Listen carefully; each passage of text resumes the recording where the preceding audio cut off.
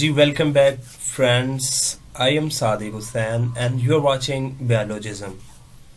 In this video we will solve some everyday science MCQs. Basically general knowledge MCQs हैं जो कि different test के अंदर, जिसमें BPSC है, उसके साथ आप NTS है, FPMS है, ये जितने भी आप टेस्ट देते हैं, कम्पिटिटिव एग्ज़ाम देते हैं, उन एग्ज़ाम के अंदर ये MCQ जो है 10 से 15 नंबर का पोर्शन मौजूद होता है।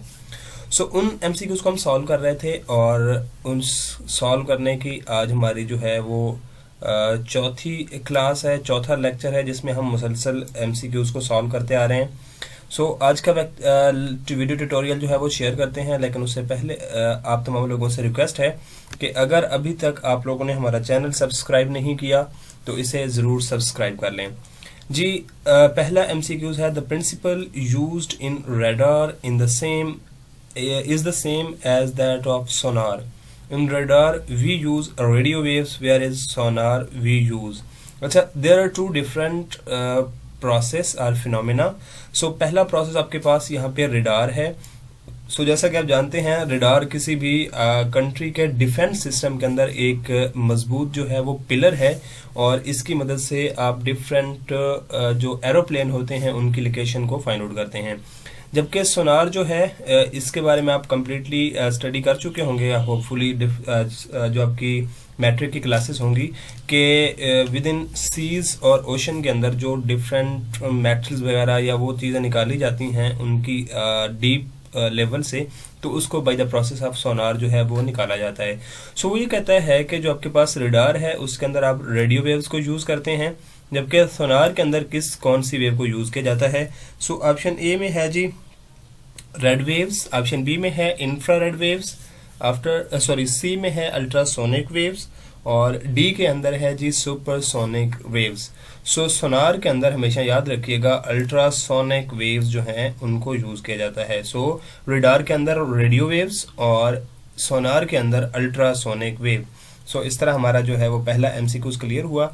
अगला MCQs है जी in a fission nuclear reaction a heavy nucleus break down into a smaller nuclei, where in another nuclear reaction two or more than two possibly nuclei are fused to form a heavy nucleus. This nucleus reaction is called। अब दो तरह की आपके पास reaction होते हैं जी। एक होता है फिशन रिएक्शन, जिसका मतलब होता है टूटना, जिसके मतलब हमने पढ़ा भी है कि जो हैवी मेटल्स होती हैं वो क्या हो जाती हैं, वो टूट जाती हैं, ब्रेकअप होती हैं इनटू स्मॉलर न्यूक्लियाई। जबकि एक प्रोसेस होता है जिसे हम कहते हैं न्यूक्लियर फिशन रिएक्शन। ऐसे रिएक्शन होते हैं न्यूक्लियर फ्यूजन रिएक्शन, जिसके अंदर जो छोटे न्यूक्लियाई होते हैं वो फ्यूज होते हैं और फ्यूज होने के बाद एक हैवी न्यूक्लियस बनाते हैं। तो इस तरह आपके पास इसका ऑप्शन कौन सा करेक्ट होगा जी? ऑप्शन ए में है केमिकल रिएक्शंस, ऑप्शन बी में है न्यूक्लियर रिएक्शन, ऑप्शन सी में है फिशन न्यूक्लियर रिएक्शन और ऑप्शन डी के अंदर है फ्यूजन न्यूक्लियर रिएक्शन। तो फ्यूजन न्यूक्लियर रिएक्शन जो है ये रिएक्शन यूज़ होते हैं, या ये रिएक्शन जो है ये कहलाता है कि जब दो या दो से ज़्यादा जो न्यूक्लियस होते हैं, जो स्मॉलर न्यूक्लियस होते हैं, वो फ्यूज़ होते हैं और फ्यूज़ होने के बाद वो क्या होते हैं, एक हैवी न्यूक्लियस बनाते हैं। तो इसे हम कहते हैं न्यूक्लियर फ्यूजन रिएक्शन। अगला है जी आपके पास MCQs, पर सेक इज़ द यूनिट ऑफ।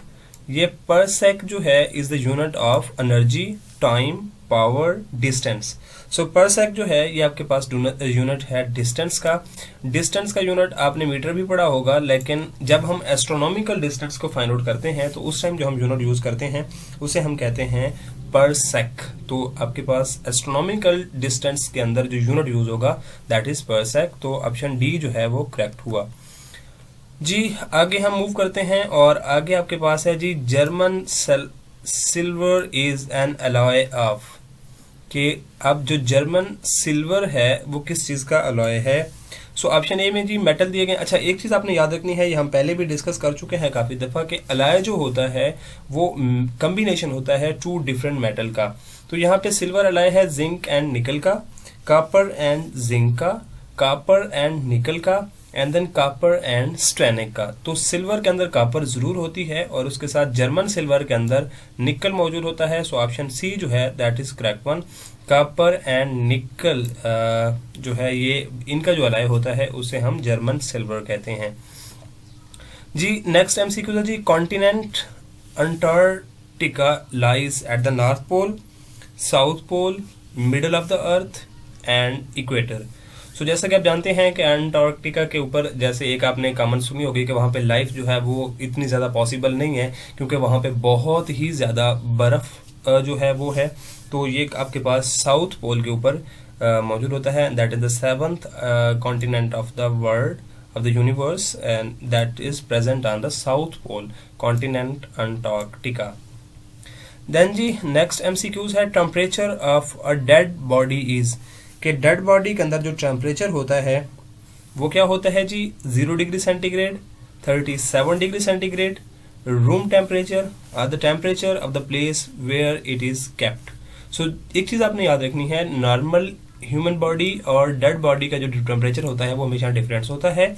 तो ये जो आपके पास 37 टेम्परेचर दिया गया है ये नॉर्मल ह्यूमन बॉडी का होता है और डेड बॉडी का वो टेम्परेचर होता है जहाँ पे वो रखी जाती है। सो ऑप्शन डी जो है ये आपके पास करेक्ट ऑप्शन है कि जिस जगह पे डेड बॉडी को रखा जाता है तो उस जगह जो टेम्परेचर होता है उस डेड बॉडी का टेम्परेचर भी वही होता है।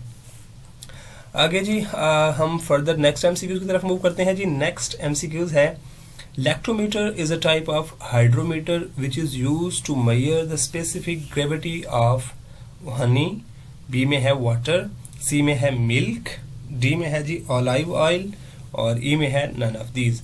सो जैसा कि आप जानते हैं कि हम हाइग्रोमीटर के बारे में तो हाइड्रोमीटर के बारे में तो पढ़ चुके हैं कि ये वाटर की जो स्पेसिफिक ग्रेविटी है उसको फाइंड आउट करने के लिए यूज़ किया जाता है।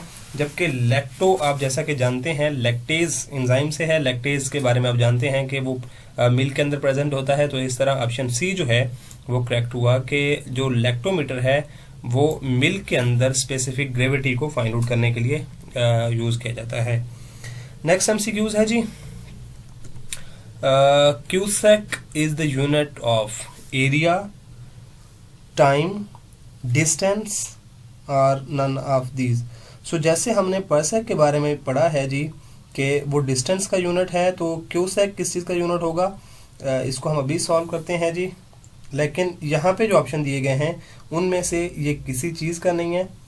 सो ऑप्शन सी इस ऑप्शन डी जो है वो इस हवाले से करेक्ट हुआ कि एरिया का भी यूनिट नहीं है, टाइम का यूनिट भी नहीं है, डिस्टेंस का यूनिट भी नहीं है और यहाँ पे नन ऑफ दीज दिया गया है। तो इनमें से ये आपके पास करेक्ट है। और ये फिर किस चीज़ का है जी, तो जैसा कि आप इजीली और आपके कान में बहुत ज़्यादा सुनते होंगे, जब फ्लड आता है तो इतने क्यूसेक लीटर जो है वो पानी आ जाता है। तो इस तरह क्यूसेक जो होता है वो फ्लो रेट का यूनिट होता है। फ्लो रेट जो वाटर आपके पास बह रहा होता है, सो उस चीज़ के यूनिट को हम क्या नाम देते हैं, फ्लो रेट। सो ये याद रखिएगा जी। और एक क्यूसेक कितने के इक्वल होता है जी, सो लीटर के अंदर हम देख लेते हैं। एक क्यूसेक जो होता है वो ऑलवेज इक्वल होता है जी 28.317 लीटर। सो याद रखिएगा it is the unit of flow rate. और ये जो आपके पास एक क्यूसेक होगा वो 28.317 लीटर्स के बराबर होगा। और बेसिकली ये आपके पास जो है ये क्यूबिक फीट मीटर पर सेकंड है, क्यूबिक मीटर पर सेकंड। सो इस तरह इसका ये आप एमसीक्यू जो है वो सॉल्व हुआ। नेक्स्ट है जी, the deepest place on the planet earth is, के प्लैनेट अर्थ के ऊपर जो आपके पास डीपेस्ट प्लेस है वो कौन सी है जी।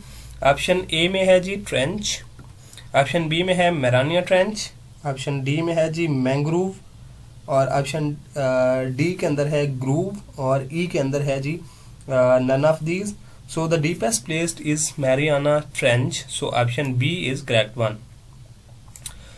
So इस तरह ये एमसीक्यू भी सॉल्व हुआ जी। नेक्स्ट हम मूव करते हैं आगे।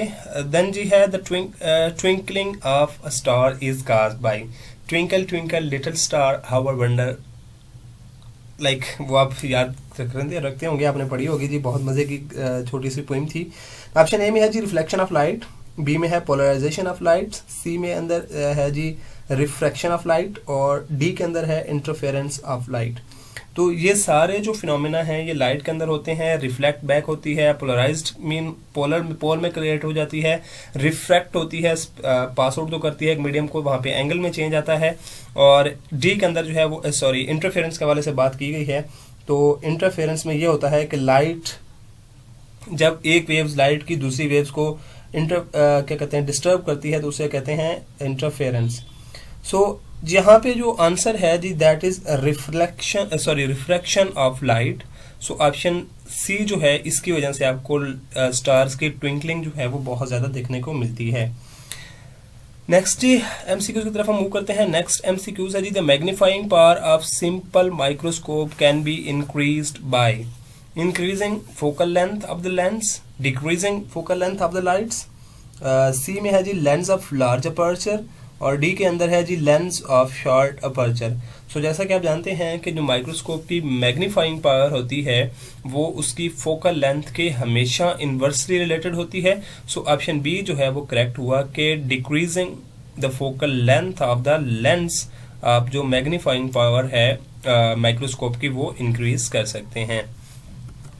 नेक्स्ट है जी a nuclear reactor is a device used to carry out controlled nuclear reactions, whereas GM counter is a device used to detect।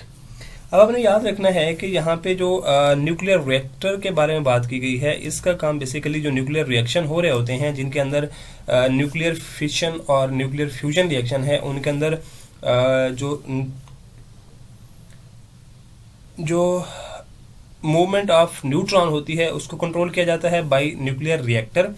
और जीएम काउंटर जो है वो एक डिवाइस है इसी तरह के न्यूक्लियर रिएक्शन के अंदर यूज होने के लिए, जिसके थ्रू हम डिटेक्ट करते हैं जी करंट, वोल्टेज, न्यूक्लियर रेडिएशन और पावर।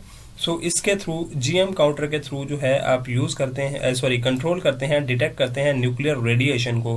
न्यूक्लियर रेडिएशन क्या होती हैं जी, जैसे आपने पढ़ा होगा कि रेडियो एक्टिविटी एक प्रोसेस है जिसके अंदर अल्फा रेज, बीटा रेज या फिर गैमा रेज जो है वो निकल रही होती हैं।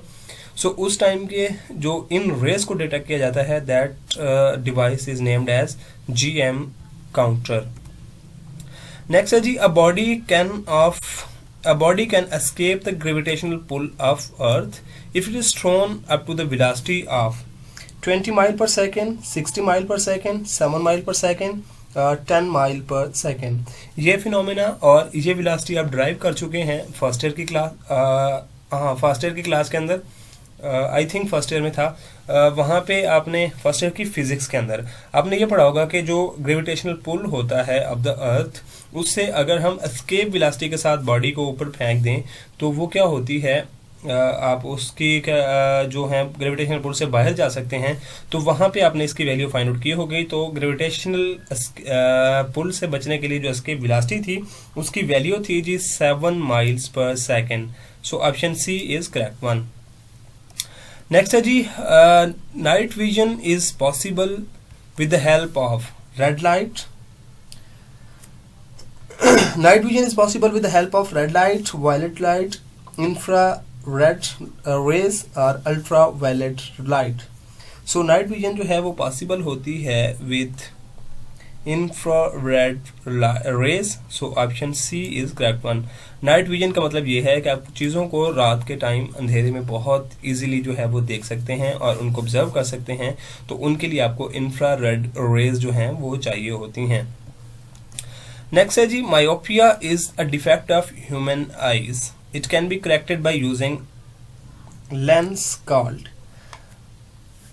मायोपिया जो है आईज का डिफेक्ट है जिसके अंदर आप बेसिकली चीज़ों को आई गेस दूर की चीज़ों को क्लियरली नहीं देख सकते और उसके लिए आपको वो चीज़ें आपको ब्लर नज़र आती हैं। सो उसको क्लियर करने के लिए आप किस चीज़ का, और दूसरी बात एक मैं आप याद रखूँगा, मायोपिया और उसके साथ एक शॉर्ट रेंज आई डिसऑर्डर होता है और एक लॉन्ग रेंज आई डिसऑर्डर होता है।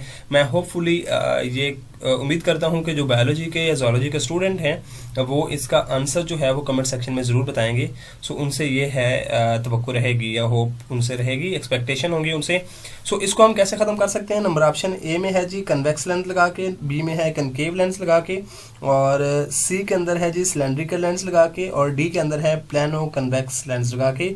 सो मायोपिया के जो है कनकेव लेंस लगा के ख़त्म किया जा सकता है। So option B is correct one जी। नेक्स्ट एमसीक्यूज की तरफ जाते हैं जी। नेक्स्ट एमसीक्यूज है the instrument which I specially which is, यहाँ पे इज़ है sorry, specially designed for recording earthquake wave is called seismograph.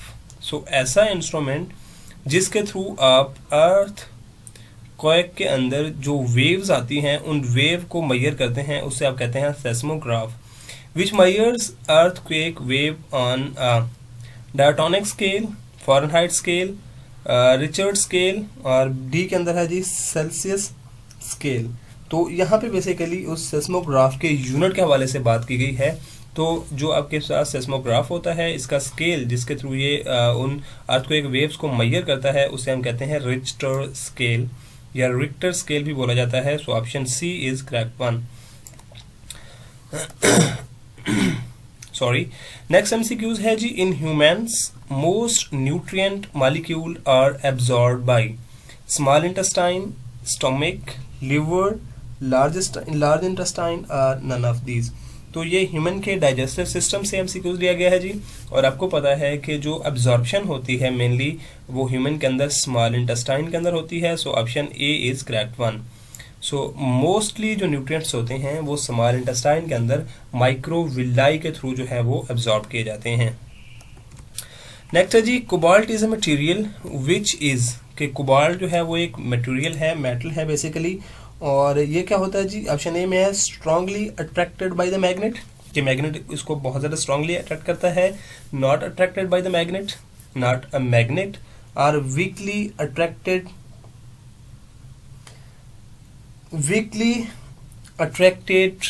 Bye a magnet. So option A जो है ये आपके पास करेक्ट है कि कोबाल्ट जो है वो मेटल है और metals are strongly attracted by the magnet. So option A जो है वो करेक्ट हुआ। नेक्स्ट है जी what is the body temperature of normal man. ये हम अभी ऊपर डिस्कस करके आए हैं कि जो आपके पास डेड बॉडी होती है उसका टेम्परेचर क्या होता है और नॉर्मल मैन का टेम्परेचर क्या होता है। तो यहाँ पे इतना टाइम वेस्ट करने की जरूरत नहीं है। That is 37 degree centigrade normal human being का टेम्परेचर होता है।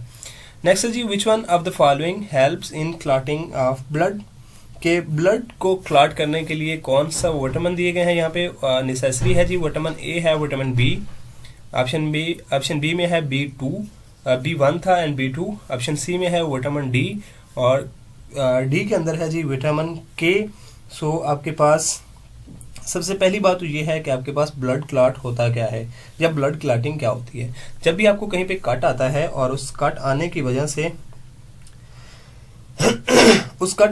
से क्या होता है कि आपका जो ब्लड है वो फ्लो करना शुरू हो जाता है, और ब्लड फ्लो होने की वजह से क्या होता है, ब्लड जब फ्लो करना शुरू हो जाता है तो आप ब्लड को क्या कहते हैं रोकना चाहते हैं। तो सबसे पहले तो वहाँ पे प्लेटलेट्स आते हैं। तो प्लेटलेट्स आर मैंडेटरी कि वहाँ पे जो है वो ब्लड क्लॉटिंग हो सके, और ब्लड क्लॉट या उन प्लेटलेट्स को प्रॉपरली फंक्शन आउट करने के लिए जो आपको विटामिन रिक्वायर्ड होता है दैट इज़ विटामिन के। सो जिस ह्यूमन बीइंग के अंदर आप देखें कि बहुत तेज़ी के साथ वहाँ पे ब्लड फ्लो जो है वो रुक जाता है, तो उसकी बेसिक वजह ये होती है कि उसके अंदर विटामिन के की जो क्वांटिटी है वो ज़्यादा होती है। सो ऑप्शन डी जो है that was correct one.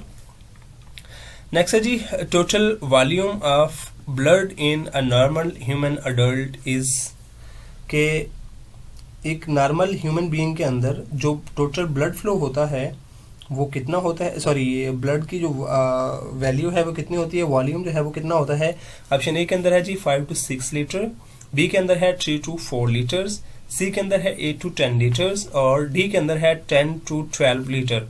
So normal human जो अडल्ट ह्यूमन होता है उसके अंदर जो ब्लड फ्लो होता है, सॉरी ब्लड का वॉल्यूम होता है दैट इज़ 5 to 6 लीटर, और प्रोबेबली यहाँ पे 7 लीटर भी जो है वो आंसर हो सकता है।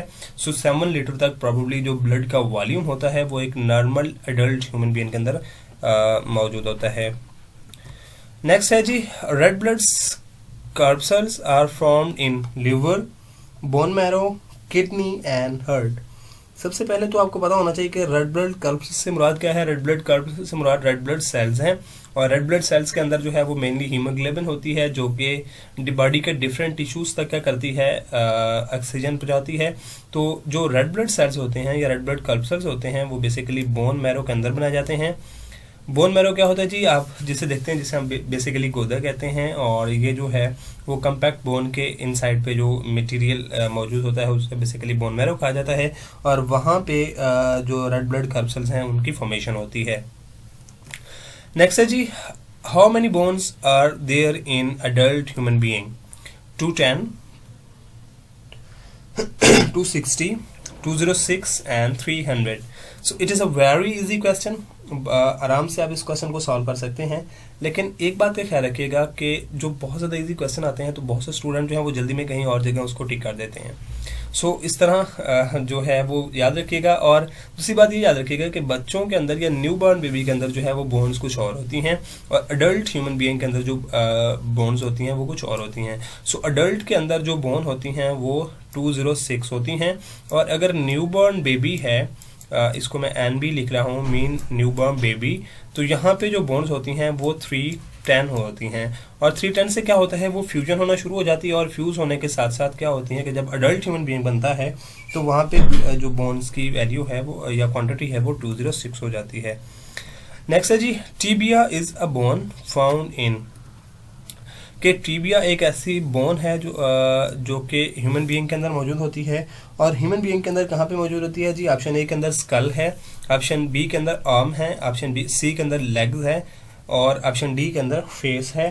सो टीबिया जो है ये एक चीज़ आपने याद रखनी है, it is a very common and very important MCQs।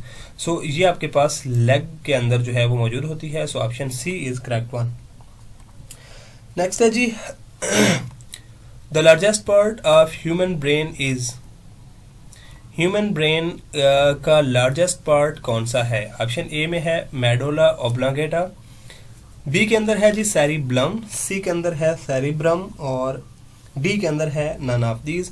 सो जैसा कि आप जानते हैं कि ह्यूमन ब्रेन को बेसिकली 3 पार्ट्स के अंदर जो है वो डिवाइड किया जाता है। सो उसका सबसे बड़ा जो पार्ट है जिसे हम सेरिब्रम कहते हैं। So option C is correct. Then है जी next MCQs, which is the main component of bone and teeth. के टीथ और बोन का मेन कंपोनेंट क्या है? ऑप्शन ए है जी कैल्शियम कार्बोनेट, बी है जी कैल्शियम फास्फेट, और सी है जी कैल्शियम सल्फेट, और डी है कैल्शियम नाइट्रेट। सो जैसे कि जानते हैं कि बोन और टीथ के अंदर मेनली कैल्शियम फास्फेट होता है। सो ऑप्शन बी जो है वो करेक्ट है। नेक्स्ट है जी, the main constituent of haemoglobin is. कि हीमोग्लोबिन के अंदर मेन कंस्टिट्यूएंट क्या होता है? अब haemoglobin is a protein which transfer oxygen from cell to cell of the body, और इसके अंदर जो हीम पोर्शन होता है, इस हीम पोर्शन के अंदर एक मेन एलिमेंट मौजूद होता है, उसका यहाँ से हम पे पूछा गया है। और इसी तरह याद रखिएगा कि जैसे हीम का स्ट्रक्चर होता है इसी तरह का क्लोरोफिल के अंदर स्ट्रक्चर होता है। जस्ट एक जो एटम या मेन कंस्टिट्यूएंट हम बात करते हैं यहाँ पे उसका ही डिफरेंस होता है जी। ऑप्शन ए के अंदर है जी क्लोरीन, ऑप्शन बी के अंदर है आयरन, ऑप्शन सी के अंदर है जी कैल्शियम, और डी के अंदर नन ऑफ दीज है।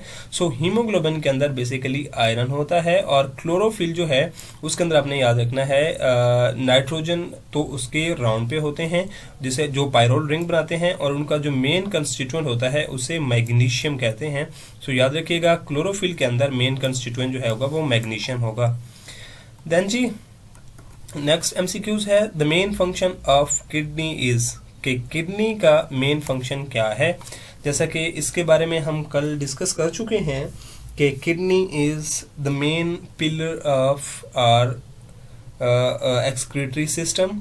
सो ऑप्शन सी के अंदर दिया गया है जी to remove waste product from the body.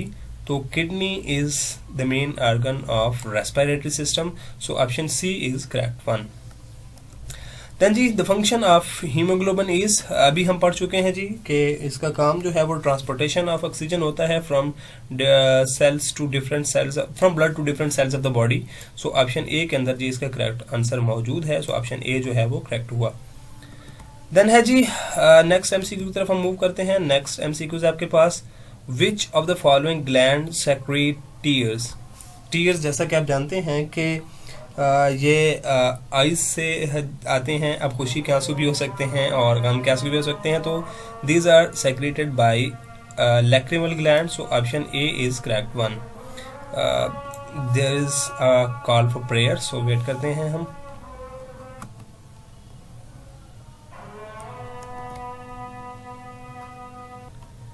Ji again welcome back. अजान की वजह से थोड़ा बहुत ब्रेक कुछ सेकंड की ली, लेकिन होपफुली आपको वीडियो के अंदर ये नहीं मिलेगी क्योंकि एडोबी प्रीमियम जिंदाबाद, वहाँ पे हम कुछ ना कुछ कर लेंगे। हम बात कर रहे थे जी कि टीयर्स कौन से ग्लैंड से आते हैं, तो हमने बात की कि वो लैक्रिमल ग्लैंड से आते हैं। आगे हम मूव करते हैं जी। अगला हमारे पास एमसीक्यूज है, which is the largest gland in a human body. So there is a question for non biological student के ग्लैंड क्या होता है। ग्लैंड बॉडी के ऐसे आर्गन को कहते हैं जहां से सेक्रेशन होती हैं। सो बॉडी के अंदर जो लार्जेस्ट ग्लैंड है, थायराइड ग्लैंड भी है, लिवर भी है, पैंक्रियास भी है। सो यहाँ पे जो लार्जेस्ट ग्लैंड है वो इनमें से लिवर है। So option B is correct one. Next है जी, which is the largest organ in human body. के ह्यूमन बॉडी के अंदर लार्जेस्ट ऑर्गन कौन सा है जी। ए के अंदर लिवर है, बी के अंदर हार्ट है जी, सी के अंदर स्किन है और डी के अंदर किडनी है। सो जैसा कि आप जानते हैं कि ह्यूमन बॉडी के अंदर सबसे लंबा या जो लार्जेस्ट ऑर्गन है वो स्किन है, आपको पूरी बॉडी के ऊपर नजर आती है। So option C is correct. Next है जी, the person which of the following blood group is called universal donor.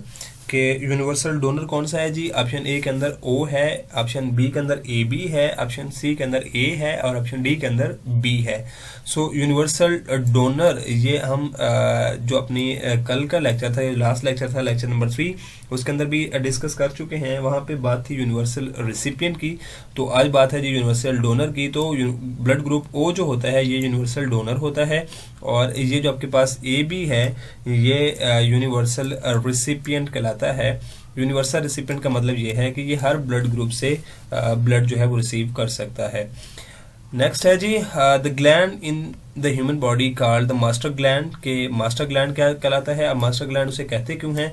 Master gland उसे इस वजह से कहते हैं कि ये ग्लैंड जो है या इसकी सेक्रेशन जो है वो बाकी सारे ग्लैंड की सेक्रेशन को कंट्रोल करती हैं। सो ऑप्शन ए के अंदर जी पैंक्रियास, बी के अंदर है थायराइड, सी के अंदर है पिट्यूटरी और डी के अंदर है जी सेप्लिन। सो सेप्लिन तो बेसिकली ब्लड प्रोडक्शन के लिए ऑर्गन है और जो पिट्यूटरी ग्लैंड है that is called the master gland of the body. और जैसा कि आपको पता है कि ये हाइपोथैलेमस के लोअर साइड पे जो है वो प्रेजेंट होता है। पिट्यूटरी स्टॉक के थ्रू ये हाइपोथैलेमस से भी कनेक्टेड होता है। देन है जी, how many bones are present in a newborn infant. Newborn infant के अंदर कितनी बोन्स होती हैं। अभी मैं ऊपर बता के आया था 310 का फिगर, लेकिन यहाँ पे 310 का फिगर नहीं दिया गया, तो आप 300 जो है वो लगा सकते हैं। So option D is correct one. Next है जी, which of the following have maximum calorific value. Calorific value जैसा कि मैं पहले ही बता चुका हूं कि जो फूड के अंदर केमिकल एनर्जी मौजूद होती है उसे हम कैलोरी के जरिए फाइंड आउट करते हैं। तो कैलोरी जो है that is also replaced by the word calorific. Calorific value का मतलब ये है कि किसी भी फूड के अंदर कितने कैलोरी जो है वो एनर्जी मौजूद होती है। सो मैक्सिमम इनमें से कार्बोहाइड्रेट, फैट्स, प्रोटीन्स और विटामिन्स। सो जैसा कि आप जानते हैं कि फैट्स जो हैं उनके अंदर हाईली एनर्जी जो है वो कंडेंस्ड होती है, तो मैक्सिमम क्लोरिक वैल्यू जो होती है वो भी फैट्स के अंदर होती है। So option B is correct one. Next है जी, which of the following vitamin promote healthy functioning of eyes in human being. कि ह्यूमन बीइंग के अंदर जो विजन है वो किसकी वजह से स्ट्रांग होती है। सो ऑप्शन ए के अंदर बी, विटामिन बी है, ऑप्शन बी के अंदर सी है, सी के अंदर ए है, और विटामिन डी के अंदर विटामिन डी दिया गया है। तो जैसा कि आप जानते हैं कि विटामिन ए जो है, या जिसे हम रेटिनोइक एसिड कहते हैं, this is a major like vitamin which promote the healthy function of eyes. So ये गाजर के अंदर बहुत ज़्यादा मौजूद होता है। जैसे आप गाजर का जूस का कुछ टाइम पहले बहुत ज़्यादा टाइम चल रहा था, तो it is very beneficial for human beings eyes. Next है जी average heart beat per minute in normal human is. अब एवरेज हार्ट बीट मीन के एक सेकंड के अंदर या एक मिनट के अंदर जो ह्यूमन हार्ट है वो कितना एवरेजली पंप कर रहा है ब्लड को, और बीट क्या है उसकी। सो 50, 70, 80 और 100। सो जैसा कि आप जानते हैं कि एवरेज जो आपके जो नर्व्स की जब पल्स रेट होता है वो 70 72 तक होता है। So option B is correct one. Next है जी a persons with which of the following good group blood group can receive blood from any group. So ये अभी हमने ऊपर बात की है कि यूनिवर्सल डोनर और यूनिवर्सल रिसिपिएंट, तो ये जो रिसीव कर सकता है उसे हम रिसिपिएंट कहते हैं। सो ऑप्शन बी जिसके अंदर ए बी ब्लड ग्रुप है, that is correct one. Then जी malaria is a disease which affects the hearts, lungs, spleen और kidney. So malaria जो है, जैसा कि आप जानते हैं कि एक ह्यूमन बीइंग की डिजीज़ है जो कि बाय द प्लाज्मोडियम होती है, और इन्फ्लुएंस एनोफ्लीज जो है वो मास्कीटो, फीमेल मास्कीटो है जिसके बाइटिंग करने से वजह से ये होती है, और ये आपके पास इफेक्ट करती है सेप्लिन को, और ब्लड का जो फॉर्मेशन रेट होता है या आरबीसीज बनने का फॉर्मेशन होती है वो लो हो जाती है, जिसकी वजह से बहुत ज़्यादा वीकनेस जो है वो हो जाती है। नेक्स्ट है जी which of the following disease is cause by small pox. B के अंदर है जी ट्यूबरक्लोसिस, और सी के अंदर है मलेरिया, और डी के अंदर है क्लेरा। सो यहाँ पे आपसे पूछा जा रहा है जी वायरस की वजह से कौन सी डिजीज होती है, तो इन डिजीज में से स्मॉल पॉक्स जो है ये पॉक्स वायरस की वजह से होती है। सो ऑप्शन बी जो है वो ऑप्शन ए जो है वो करेक्ट है। ट्यूबरक्लोसिस ये आपके पास टीबी की वजह से होती है, और टीबी जिसे हम कहते हैं, और ये बैक्टीरिया की वजह से होती है। मलेरिया प्लाज्मोडियम की वजह से होता है, और कॉलरा जो है ये भी बेसिकली एक बैक्टीरिया है, क्लेट्रिकम उसकी वजह से होती है। तो ये बैक्टीरिया की वजह से हो गई। सो इसके अंदर स्मॉल पॉक्स जो है that is by the virus, और उस वायरस का नाम है pox virus. So option A जो है वो आपके पास करेक्ट था। नेक्स्ट है जी medulla oblongata is the part of human heart, human brain, liver और सेक्स ऑर्गन।